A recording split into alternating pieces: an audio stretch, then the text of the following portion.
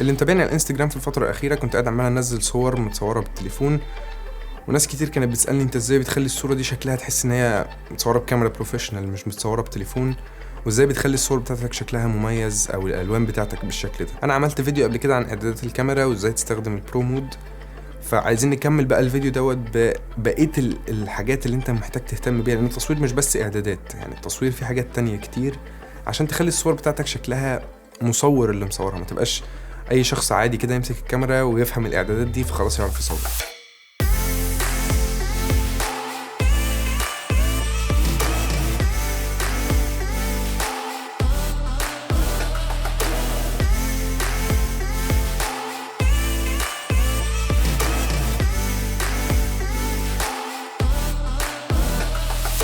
مبدئيا انا بعتذر عن فتره الغياب الطويله ال5 شهور اللي انا قعدتهم ما بنزلش فيديوهات. نحاول ننتظم في الفتره الجايه، ما تاخدوهاش وعد مني. وقبل ما ابدا حابب اجاوب عن سؤالين، اكتر سؤالين بيتسالوني على اي صوره بنزلها. اول سؤال وهو الصوره دي متصوره اوتوماتيك ولا مانيوال؟ والاجابه على حسب. يعني في احيانا ببقى محتاج ان انا اصور الصوره ديت بسرعه وببقى ما عنديش وقت، فبروح فاتح تليفوني اوتوماتيك واصور عادي جدا. في اوقات تانية بيبقى عندي وقت فيها ان انا اصور الصوره او ببقى عايز اعمل افكت معين، فبستخدم بقى ساعتها المانيوال مود. انا بستخدم برنامج جوجل كاميرا، هو بيشتغل على اندرويد بس، فلو انت معاك ايفون انسى الموضوع ده خالص. اللي ما يعرفش، جوجل بتعمل تليفون اسمه جوجل بيكسل، والجوجل بيكسل فيه احسن كاميرا في اي تليفون ممكن تستخدمه في حياتك. يعني الموضوع ده يرجع للسوفت وير اللي هم بيعملوه، البرنامج بتاع الكاميرا بتاعهم. ففي بعض المطورين اخدوا البرنامج دوت، يعني عملوا حاجه شبيهه بيه ونزلوها لاي حد معاه اندرويد يقدر يستخدمها. في حاجه لازم تاخد بالك منها، هو ان البرنامج ده مش رسمي من جوجل، فمش هتلاقيه على البلاي ستور عندهم. بالاضافه انه ما ينفعش يعمل برنامج واحد لكل التليفونات، في تليفون تلاقيه فيه كاميرتين، تليفون فيه 3 كاميرات، فلازم يعمل برنامج لكل تليفون. فهسيب لكم لينك في الديسكريبشن تحت، صفحه كده هتلاقوا فيها لينكات كتير جدا، اقعد جرب فيهم، جرب في البرامج دي. انا قعدت حوالي 10 دقايق عشان الاقي البرنامج المناسب بالنسبه لي. فانت دور فيهم هتلاقي اكيد نسخه تشتغل عندك بدون ما تقعد تقفل كل شويه وكده. بالنسبه للمانيوال مود، فانا النوكيا بتاعي لما باجي اصور بالمانيوال مود ما بيظهرليش الاعدادات اللي انا عاملها بالظبط. يعني انا لو غيرت الشاتر سبيد الاضاءه بتفضل زي ما هي، فانا لازم اصور الصوره عشان اشوف هي منوره ولا مظلمه. فعشان كده بستخدم برنامج لايت روم. ناس كتير ما تعرفش المعلومه ديت، لايت روم فيه برضو مانيوال مود، والبرنامج على فكره ببلاش على البلاي ستور.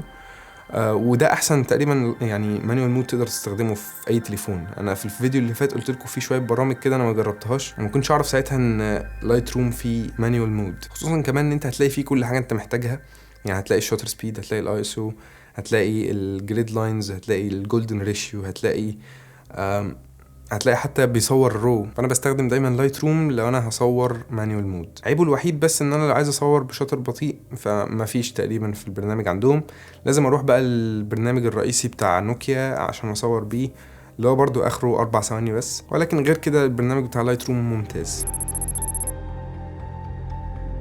السؤال التاني وهو ايه احسن برنامج اعمل عليه ايديت للصور، او ايه برنامج الايديت اللي انت بتستخدمه؟ انا بستخدم لايت روم. كنت قلت قبل كده ان انا بستخدم سناب سيد، ولكن بطلت استخدمه خلاص ومسحته حتى من على التليفون عندي.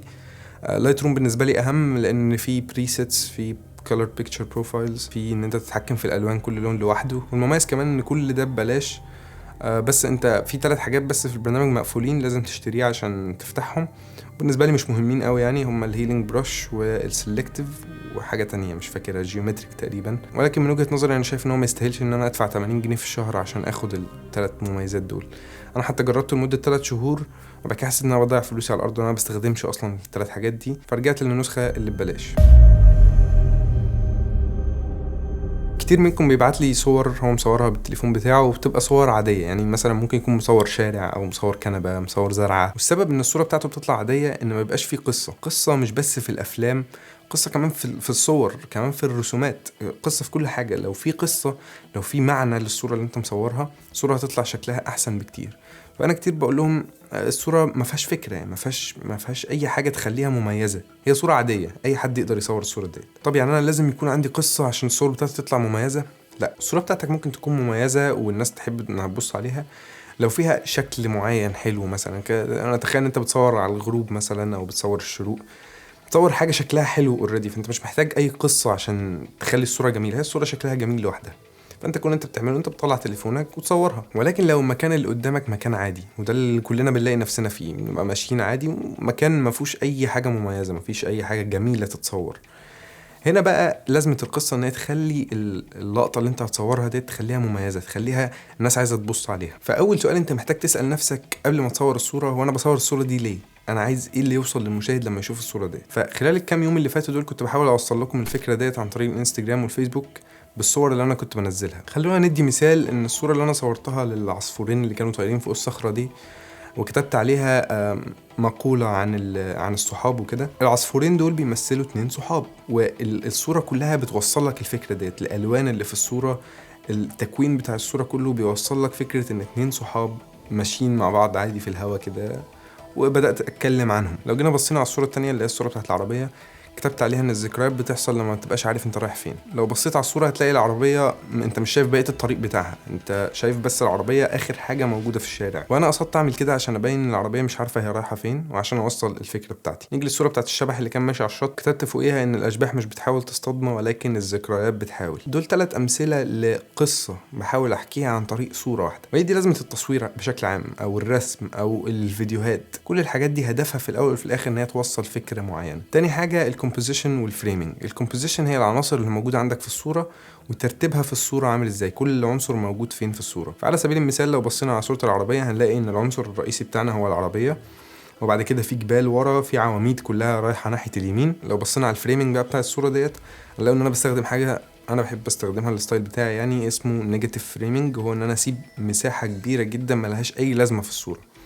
التكنيك ده اتعلمته من المخرج بتاع مسلسل مستر روبوت، انا المسلسل ده انا بحبه جدا، وهو كان دايما طول المسلسل قاعد عمال يجيب نيجاتيف فريم، يسيب مساحات فاضيه ملهاش اي 30 لازمه في اللقطه. ولكن الهدف من الموضوع دوت ان هو بيخليك على قد ما هي تحس ان هي ملهاش لازمه، بيخليك تركز على العنصر الاساسي، بيخليك تركز اكتر على الحته اللي فيها حاجات مهمه. فعشان كده انا بدات استخدم الموضوع ده كتير. تلاقوا دايما في معظم الصور الناس بتقول انت ليه سايب السما فاضيه كده، انت ليه سايب الارض فاضيه كده، لكن انا ببقى قصدي عشان اعمل النيجاتيف فريمينج دوت. الصوره دي لو ما فيهاش العنصر الاساسي بتاعنا اللي هو العربيه، يعني لو انا صورت الطريق بس، الصوره دي مش هيبقى ليها اي معنى. لو برضو رحنا للصوره بتاعت العصفورين وشلنا العصفورين منها، هلاقي ان الصوره ما بقاش ليها اي معنى، بقت صوره مجرد صخره. يعني ايه الهدف من الصوره ديت؟ تبقى صوره عاديه اي حد يقدر يصورها. الصوره بتاعت الشبح ديت لو الشبح ده مش موجود، اللي هو مجرد شخص بيعدي، يعني لو مش موجود هتبقى صوره للشط عادي جدا، مش هيبقى فيها اي فكره. خلونا نراجع صوره تانية زي الصوره بتاعت الكرسي ديت. الكرسي هنا هو العنصر الرئيسي بتاعنا، هو الحاجه الاساسيه اللي احنا مركزين عينينا عليها. بعد كده هنلاقي على اليمين في باب، نلاقي الساعه فوق الكرسي بالظبط، هنلاقي فيه السور بتاع السلم، هنلاقي فيه الزراير بتاعه الانوار. دي كلها العناصر اللي موجوده في الصوره. ترتيبهم هنا في الصوره مركز على العنصر الاساسي، يعني انت لازم الاول تحدد العنصر الاساسي بتاعك اللي هو في الحاله ديت الكرسي. فالكرسي هنا محطوط في نص الصوره، مفيش اي حاجه قطع الكرسي مثلا او حاجه. ولكن لو بصينا على الباب مثلا على سبيل المثال، مش جايب الباب بشكل كامل لان الباب بالنسبه لي مش مهم، الباب مجرد عنصر زينه كده. لو بصينا على الساعه برضو هتلاقوا في ضوء جاي عليها عشان اللي بيتفرج على الصوره ما يركزش على الساعه ويسيب الكرسي. لو بصينا برضو على السور بتاع السلم والسلم ذات نفسه، كل دي حاجه اسمها leading lines. هتلاقوا ان كل الخطوط رايحه ناحيه الكرسي، فبتخليك تجبرك ان انت تبص على الكرسي. طبعا انا لو عملت الايديت على الفوتوشوب او كده كنت شلت الزراير بتاعه النور دي، ما كنتش محتاجها. كان في حاجه محطوطه على الصوره انا مش عارف هي ايه، بس ما خدش بالي منها وانا بصور يعني، ولكن كده كده ما حدش خد باله يعني. فعشان نراجع على النقطه دي قبل ما نخش على النقطه اللي بعدها، حدد العناصر بتاعتك في الصوره. ايه العنصر الاساسي بتاعك؟ ايه العنصر المهم اللي انت عامل الصوره دي كلها عشانه؟ عصافير، عربيه، شخص، كرسي. ايه العنصر الاساسي بتاعك ده اللي انت تركز عليه في الصوره بتاعتك؟ وبعد كده رتب بقيه العناصر بتاعتك بحيث ان هي ما تلخمش المشاهد، ما يقعدش ما يبصش على الصوره يلاقي فيه كذا عنصر مش عارف يركز مين فيهم العنصر الاساسي. خلي دايما العنصر الاساسي بتاعك واضح وصريح، بيقول انا اهو. نيجي للنقطه الثانيه وهي الوقت. التوقيت اللي انت هتصور فيه الصوره بتاعتك بيأثر على الصوره. يعني على سبيل المثال في الصوره بتاعت الكرسي ديت، انا اصلا ما كنتش هصور المكان دوت، ولكن كنت معدي كده وكان ساعتها الساعه 12 الظهر، فكان الشباك مدخل الضوء اللي انتم شايفينه ناحيه اليمين دوت، فحسيت ان هو هيبقى شكله حلو جدا في الصوره، ورحت جايب التليفون بتاعي وبدات اصور. التوقيت بتاعك بيفرق في الاضاءه، يعني مثلا الصوره بتاعت العربيه دي كانت متصوره على الغروب، والصوره بتاعت الشبح دي برضو كانت متصوره على الغروب. انا دايما بحب اصور بالليل او على الغروب او على الشروق. في صوره بتاعت شارع طويل كده دي كانت الساعه 3 العصر، فعلى حسب التوقيت بتاعك الصوره بتاعتك هتختلف. يعني في صوره العربيه ديت انا ظبطت التليفون بتاعي واستنيت لحد ما عربيه تعدي، في كذا عربيه عدت، فضلت احاول كذا مره لحد ما جت العربيه ديت والصوره جت بالشكل اللي انا عايزه في النهايه. رابع حاجه وهي الاضاءه. ما ينفعش نتكلم عن التصوير بدون ما نتكلم عن الاضاءه، والاضاءه على قد ما هي مهمه كمان الظل مهم. هتلاحظوا دايما ان انا في الصور بتاعتي بحب ان انا ابين الظل. يعني في الصوره بتاعت البنزينه دي هتلاقوا ان الظل جاي قدامي. في الصوره بتاعت العماره ودي مش متصوره بتليفون، دي متصوره بالكاميرا البروفيشنال، هتلاحظوا برضو ان في ظل بتاع الشجره موجود على العماره، وهتلاقوا ان في حته بس منوره وكل حاجه تانية مظلمه. فكل دي حاجات انا ببقى قاصد ان انا اعملها. يعني لو بصيت على اي صوره من اللي انا بصورها هتلاقي دايما ان انا بسيب حتت فيها ظل كتير وحتت تانية بتبقى منوره، وده مجرد ستايل ليا. يعني مش شرط ان انت تعمل نفس الحاجه، ولكن اهتم بالاضاءه بتاعتك عشان تخلي الصور بتاعتك شكلها مميز. خامس حاجه وهي الاعدادات بتاعه الكاميرا بتاعتك. تلاحظوا ان انا ما قلتهاش لا اول حاجه ولا تاني حاجه ولا تالت حاجه، ان هي كل الحاجات التانية دي اهم منها. بعد كده الاعدادات بقى انت بتبدا تكتشفها. يعني انت مثلا على حسب التوقيت بتاع اليوم هتبدا ان انت تظبط الاعدادات بتاعه الكاميرا. الصوره مثلا بتاعه العربيه ديت انا كنت محتاج ان انا اعمل شطر سريع عشان اثبت العربيه، لان العربيه دي كانت بتتحرك. لو بصيت على الصوره بتاعه الشخص اللي كان معدي على الشط كنت محتاج ان انا اخلي الشطر بطيء، مصوره تقريبا على شطر ثانيتين عشان اخلي الشخص ده ما يبقاش باين كده. لما بصور بالليل ببقى عايز الصوره نظيفه، بخلي الاي اس او قليل. فالاعدادات بتفرق على حسب الحاجه اللي انت عايز تعملها، على حسب القصه اللي انت عايز توصلها تبدا تظبط الاعدادات بتاعتك. اخر حاجه وهي الالوان والايديت. الالوان وانت بتصور تاخد بالك ايه الالوان اللي موجوده عندك. يعني لو تلاحظ دايما في كل الصور بتاعتي بحاول ان انا اخلي لون من الثلاث الوان دول موجود، يا اما احمر يا اما اصفر يا اما برتقاني. الثلاث الوان دول مهمين بالنسبه لي وانا بعمل ايديت، فبحاول ان انا احشرهم في اي صوره انا بصورها. فبكده وانا بعمل ايديت بعرف ان انا اوصل لنفس النتيجه كل مره، بيبقى ليها الوان معينه. بس احيانا بكسر القاعده ديت، احيانا بعمل الوان مختلفه لو الصوره محتاجه لون مختلف عشان مش هفضل بنفس الشكل على طول. التكنيك ده برضو اتعلمته من فوتوغرافر اسمه ألين بالندر، من احسن المصورين اللي انا بحبهم الصراحه وبتابع شغلهم جدا. هسيب لكم الانستجرام بتاعه تحت، شغله بيعجبني جدا. يعني حتى تلاقوا الستايل بتاعي شبهه جدا لان انا بحب الستايل بتاعه جدا. يعني بس كده هي دي كل حاجه. مش عارف الفيديو طبعا هيطلع كام في الاخر، يعني كام دقيقه، انا حاسس ان انا طولت قوي، ولكن دي كل حاجه انت محتاج تعرفها عشان تصور. فما تنساش المره الجايه وانت جاي تصور ما تصورش بقى الصوره العاديه بتاعتك اللي هو تحط كتاب قدامك وتبدا تصوره، او تحط كنبه قدامك وتبدا تصورها. حاول تفكر في فكره معينه وتاخد وقتك وانت بتصور الصوره ديت، تركز في كل الحاجات اللي احنا اتكلمنا فيها ديت عشان تطلع الصوره في الاخر شكلها حلو. كل الصور اللي هتصوروها سيبوها لي على الهاشتاج دوت وانا هخش اتفرج عليهم. حاولوا تتحدوا نفسكم الكام يوم الجايين دول. لو انت معاك كاميرا اوريدي برضو خش التحدي دوت، بس بتليفونك. يعني سيب الكاميرا بتاعتك واستخدم تليفونك، صور بيه صور وورينا انت فوتوغرافر فعلا ولا انت محتاج دايما المعدات بتاعتك وما بتعرفش تصور من غيرها. دي كل حاجه الفيديو النهارده، اتمنى تستنوا بقى لحد الفيديو الجاي ان شاء الله مش هتاخر يعني. وسلام.